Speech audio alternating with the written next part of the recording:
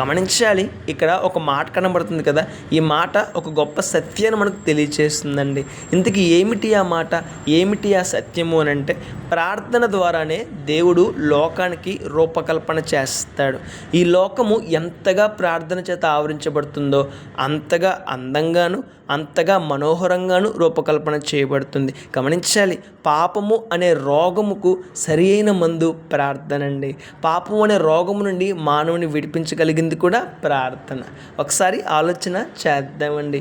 ఎప్పుడైతే మానవుడు తన మనస్సును గురించి దేవునికి ప్రార్థన చేస్తాడో, దేవుడు మానవుని యొక్క మనస్సును సరిచేస్తాడు, మానవుని యొక్క మనస్సును స్థిరపరుస్తాడు, మానవుని యొక్క మనస్సును బాగు చేస్తాడు.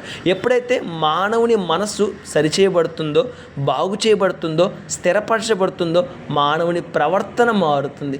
ఎప్పుడైతే మానవుని ప్రవర్తన మారుతుందో మానవుని జీవితం మారిపోతుందండి.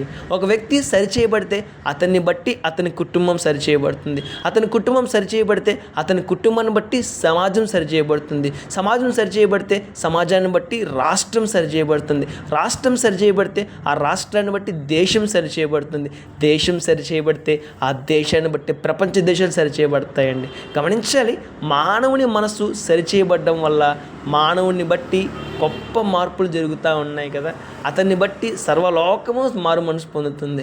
ఇక్కడ గమనించాల్సిన విషయం, ప్రార్థన మానవుణ్ణి అటు మానసికంగాను ఇటు భౌతికంగాను స్థిరపరుస్తుంది, బాగు చేస్తుంది, సరిచేస్తుంది. ఇక్కడ గమనించిన మాట, ప్రార్థన ద్వారా దేవుడు లోకాన్ని రూపకల్పన చేస్తాడు. ఎలా రూపకల్పన